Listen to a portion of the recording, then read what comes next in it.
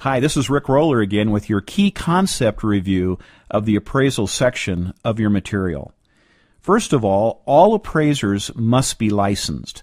No matter which state that you are taking your examination for to receive licensing, every state requires appraisers to have an appraisal license.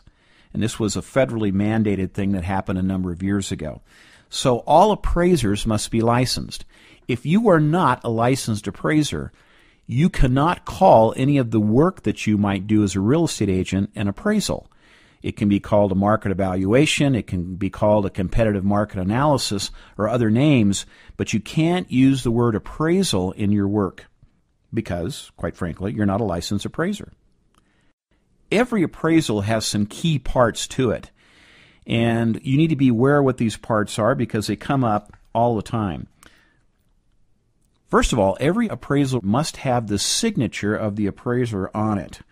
He has to sign that, and when the appraiser signs that appraisal report, there's some liability that goes with that and some standards that they have to abide by as well. It has to have the estimate of value, or what his or her opinion is. What is the value of that property? It has to have a property description, and most important, remember, every appraisal must have a date. Appraisals are usually only good for about 6 months or so before they're considered not really valid. If an appraisal is older than 6 months, usually a lender will require an update. When an appraiser is coming up with his market value estimate, there are several things they have to keep in their mind and that are illustrated in their report. The first is you have to understand the nature of value. Value is best defined by a mnemonic word called DUST, D-U-S-T. And each one of those letters stand for an essential element of value. Demand, utility, scarcity, and transferability all spell DUST, D-U-S-T. 4 essential elements of value: demand, utility, scarcity, and transferability. Every single one of those essential elements must be in play or you don't have any value. In addition to that, there's various types of value. Value in exchange tends to be objective. It's what a ready, willing, and intelligent buyer would pay from a ready, willing, and intelligent seller. Another word for intelligent is knowledgeable. Value in exchange tends to be objective, and it's what a ready, willing, and able, and knowledgeable buyer will pay to a ready, willing, and able, and knowledgeable seller. Value in use tends to be subjective. A property might be worth more to one person than it is to another. Just maybe they have the contiguous property next to it and are trying to expand the size of their lot. Well, they may pay a little bit more for that than someone else who's just looking for a piece of property to build something on. Fair market value is what a willing buyer and a willing seller, neither one under duress, with the sufficient market time and knowledge between both parties, that's what the appraiser is trying to come up with, fair market value. And there's also market price, and then cost versus price are another couple of concepts you need to be aware of. Market price is what the property actually sold for. Sometimes people get a good deal, and sometimes people pay too much. That's market price. May have something to do with fair market value. On the other hand, it may not.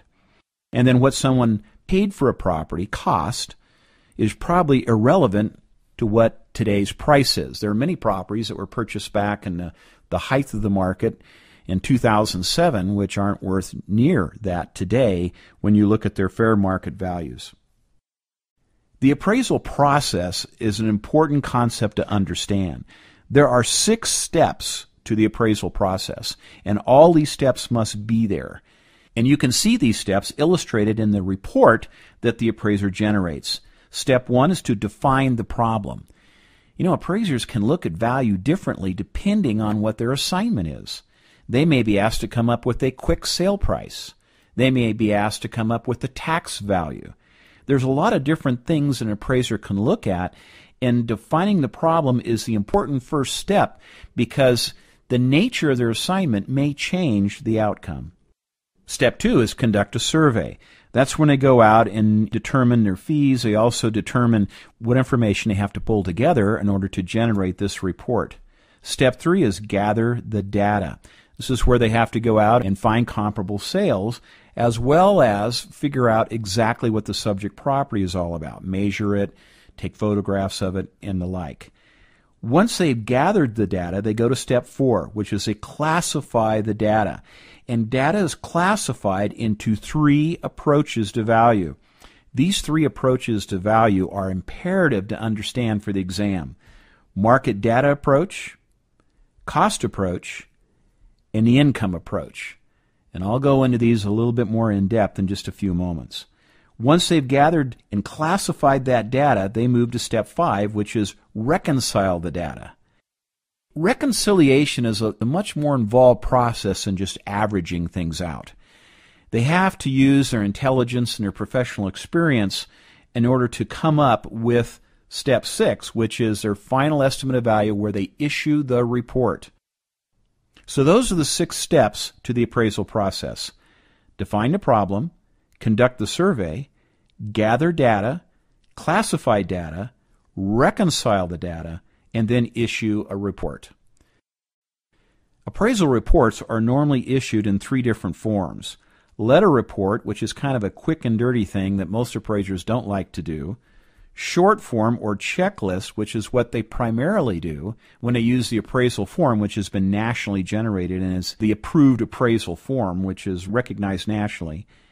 And the narrative report, which is like writing a book about the property.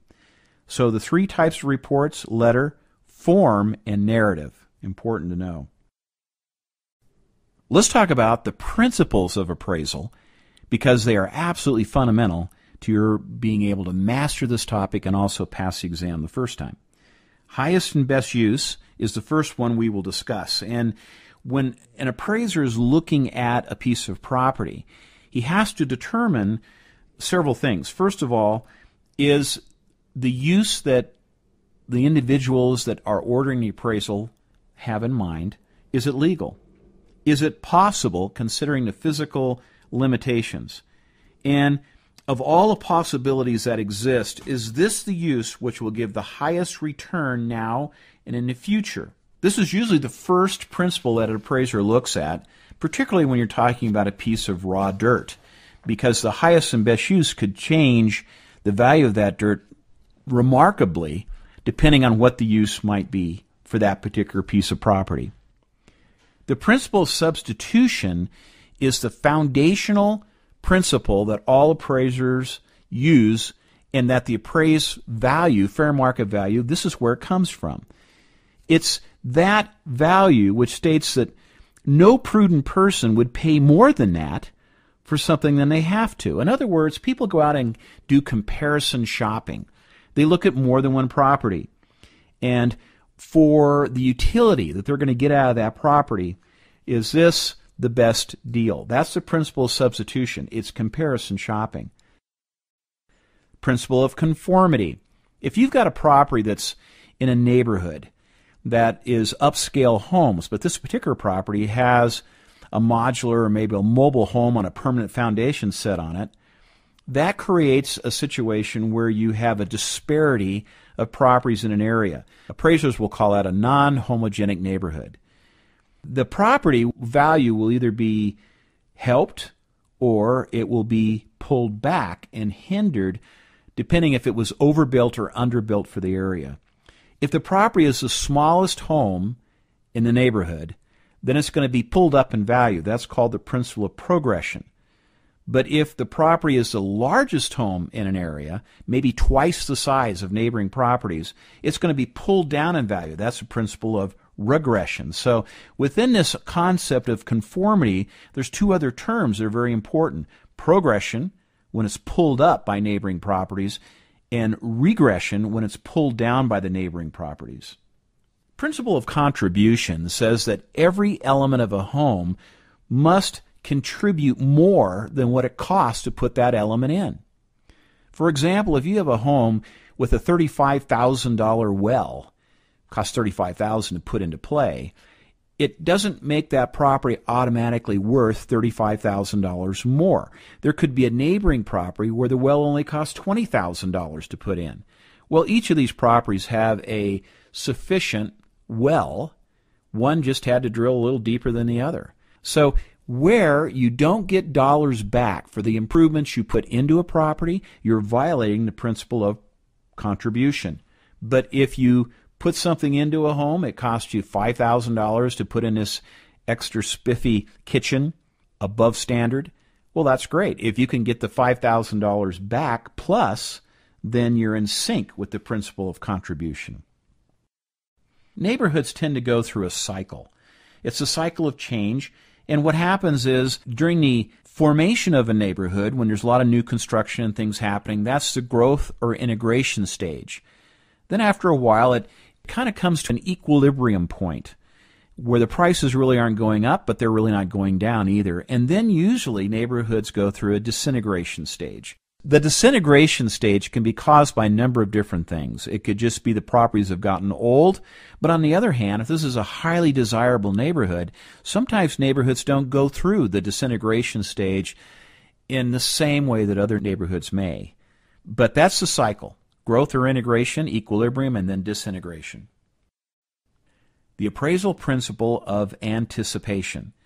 If there's a general feeling in the area that, hey, a new mall is going in on the west side of town, and that's going to push properties way up in value, particularly the little commercial pieces contiguous or adjacent to that, the mall may not have even been started yet. But if the word's out, the principle of anticipation kicks in. And what happens is that people are willing to pay more for that, not because anything's happened yet, but they all believe it will happen. It also works the opposite direction. If people think a neighborhood or a property is in disintegration, they may not be willing to pay as much for it because even though it hasn't disintegrated yet, I don't know, that neighborhood is on the fall. So, we don't want to jump in there and pay a high price and then be left with that property later that's worth a lot less. So anticipation, if they have a positive feeling about something, it can tend to push prices up. Anticipation, if they have a negative feeling, it pushes prices down. The principle of competition says that excessive profits lead to ruinous competition. If everyone in town is building small starter homes and they're doing really well and making money, maybe $20,000, $30,000, $40,000, $50,000 a house, all of a sudden more builders come in. Even national builders might come into an area and start punching those same type of properties out, and then the profit margins begin to fall. So the principle of competition says that excessive profits leads to ruinous competition. And the principle of balance. The principle of balance says that there's several factors, dimensions, which control production: labor, capital, management, and land. And when you have those all in sync, you have the best situation going for you. If you have the capital, you have the management team, and you have the land, but you can't find anyone to build the houses for you, such as you can't find the labor. You can't even find the labor to push the dirt to put the subdivision in.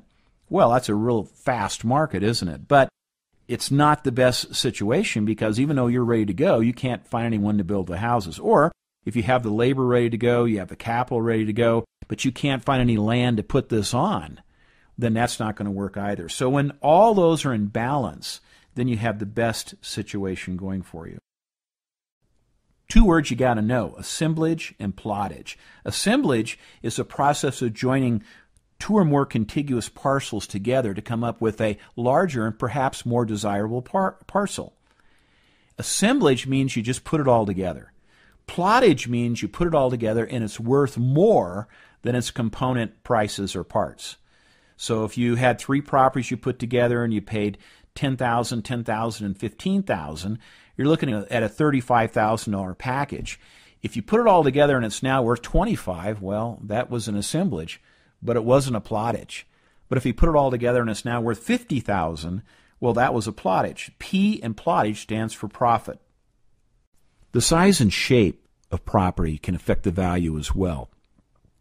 If you have a commercial parcel and it's twice as deep as the other properties on that, let's say, main street that all these commercial parcels are on, and you're looking for a fast food operation to come in, like a Wendy's or an Arby's or a McDonald's, they only need a property so deep in order to make their operation work. In fact, there are reports that are generated that you can find out exactly what the different fast food vendors are looking for as far as size and shape of lots. Well, you have one that it has the right amount of frontage, but it's twice as deep as they need. Are they going to be willing to pay more for that just because it's twice as deep? Probably not. It probably won't work. And so what happens is properties that have excess depth or excess width but don't have the depth may suffer in value. So size and shape can affect, and then there's a term that's always on the exam, a term called situs. Situs is kind of a derivative of the word site. It means location. And you know that old rule of real estate. The three most important things contributing to value are location, location, location. And where that property is located is going to have a significant impact on the value. That's the concept of situs. There are three approaches to value. They are the market data or comparison approach, the cost approach, or the income or capitalization approach. So market data, cost, and income. Every appraisal report has all three approaches to value in it. Now, there are some types of properties that lend themselves to one approach better than another. For example, service properties, like properties for schools or churches or government buildings. Really, the income approach doesn't affect them that much. But when an appraiser is doing an appraisal on a service-type property, something that's going to be used for a school, a church, or a government building, they're going to have a comment on the income approach, even though these buildings typically don't really have much influence by that particular approach to value. But all appraisals must have all three approaches to value in it. Obviously, the income properties like apartments or perhaps retail-type buildings or maybe even medical buildings, how much profit they generate to the owners or the income for that building is going to have the most weight in determining what the value of that property is. The market data, cost, and income approach will be considered on that type of property as well. It's just that they're going to weigh the income approach a little more heavily when they come up with their final reconciliation of value. And of course, non-investment properties that have no cash flow, such as homes or vacant lots.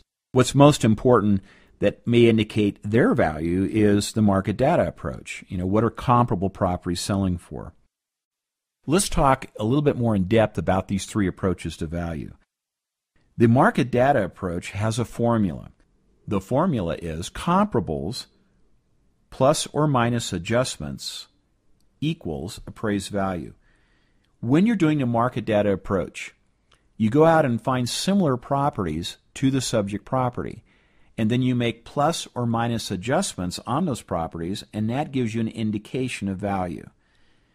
So the first step in the market data approach is finding the comparables. And this is one step that's going to be very important to you from a practical sense. If you can find more recent, better comparables, you're going to have a much easier time convincing an appraiser that this property is worth X number of dollars, or the price that you sold it for. But once you find those comparables, you have to adjust them. You're adjusting them so they look like the subject property. You never adjust the subject. You only adjust the comparables. If the subject property has a 3-car garage, but the comparable only has a 2-car garage, then you have to make a plus adjustment. In other words, you have to make the comparable look like the subject. You have to add that 3rd-car garage to it. If the comparable is better than the subject property, maybe it's a little bit larger, you're going to have to do a negative adjustment to make that comparable more like the subject property and bring it into line and size. One of the most important things to adjust for are amenities. But this is one of the most subjective and hardest things to adjust for. An amenity are things that people like perhaps a view. The subject property may have an outstanding killer view, but the comparables they find may have no real views at all. Well, the appraiser has to come up with a value that he'll have to do a plus adjustments to those comparables in order to make it look more like the view from the subject property. So amenities are one of the things they have to adjust for most, but they're also one of the most subjective things to adjust for. Remember that appraisal work is artistic. It's not scientific. The general public thinks that appraisal work is scientific. Like the appraiser came out and measured the house, and it weighs so many grams, and so it's so many dollars per gram, the house is worth this much. It's not true. In fact, large companies that are transferring people, executives mostly, from one place to another, when they're going to buy that executive home as part of their moving package in order to get their employer to make the move or make it enticing enough for them to move, they order 3 appraisals. Well, if appraisals were scientific, they'd only have to order 1. But they order 3, and usually throw out the high and throw out the low and take the one in the middle. In fact, there's going to come a time in your career when you think appraisals are not artistic. You don't even think they're scientific. You think they're autistic.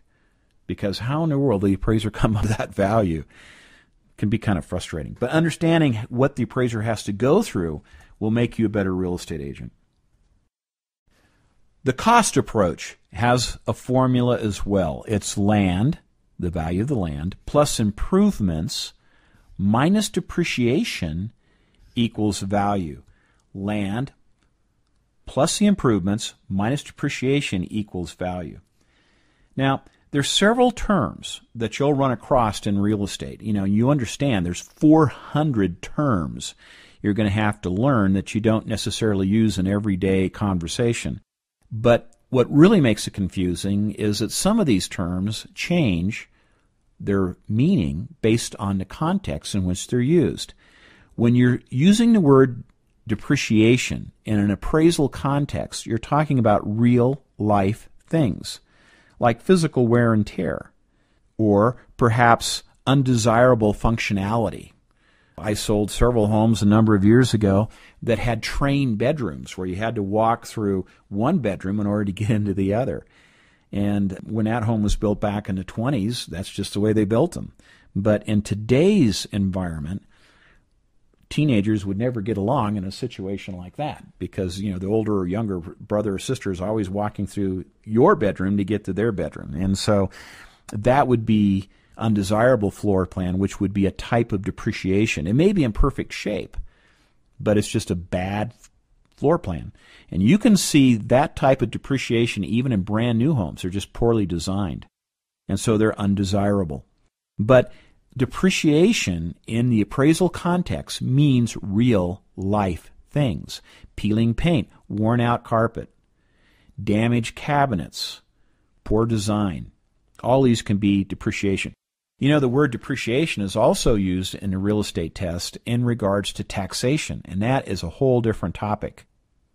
One last thing on depreciation. Physical deterioration, I think you got a good handle on that, like a leaking roof. But functional obsolescence is the poor floor plan. Functional obsolescence is that train bedroom that we were talking about earlier. And one last thing that could be called depreciation is economic or external obsolescence. An example might be a major employer for an area, maybe for the whole town, has closed the mill, or they've closed a manufacturing facility.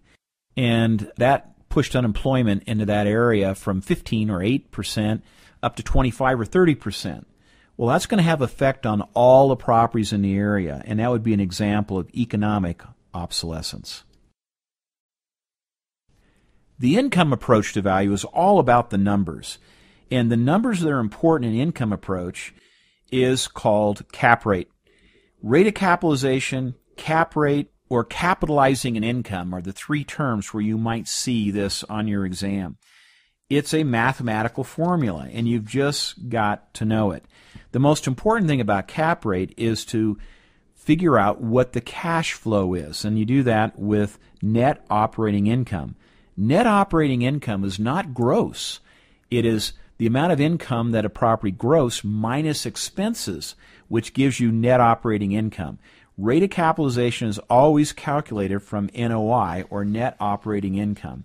So the first step is to determine that. And once you determine that, then you can compare that property to similar properties and what their cap rates were, and then come up with a value. It's simple math. You can learn how to do it. It's not that tough.